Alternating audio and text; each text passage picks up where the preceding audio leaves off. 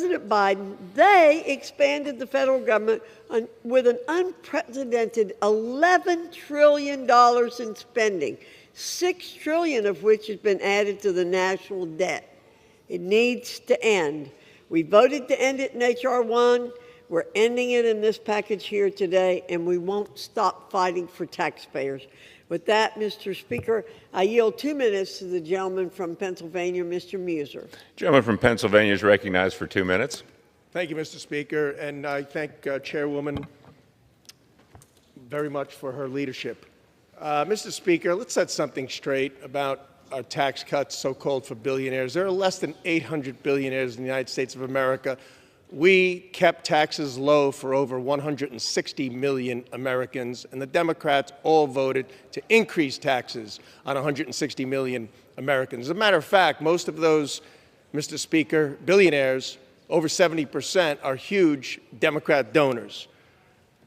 During President Trump's first term, we had pro-growth policies, a booming economy, and revenues increased. Then the Biden administration accelerated the deficit by those in the administration, by the way, that referred to themselves as the Politburo, who were actually running the administration.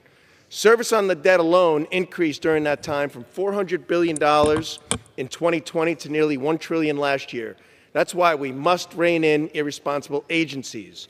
They've been taken over by ideologues, Mr. Speaker, doing things that are simply not in the interests of the people of the United States. USAID has done some good things, but they've also done things that were an enormous waste, totally inappropriate, and in fact, they lost the trust of the American people. Agencies like this need to be reformed. The American people aren't going to put up with it anymore. Why is the government still funding public television when most people have hundreds of channels, as has been mentioned, to watch their news or whatever they want to watch? Just because it's been around for 50 years, that's not reason enough. Unless we want to pass along $37 trillion and climbing of debt to our children, we have to start spending money on the must-haves, not on the nice-to-haves. And these stations are not only nice to have to some, they are not nice to have to most. And they are certainly not must-haves. So, Mr. Speaker, let's pass this rescission package. Let's get on our way to having some accountability for American people and codify President Trump's spending reductions into law.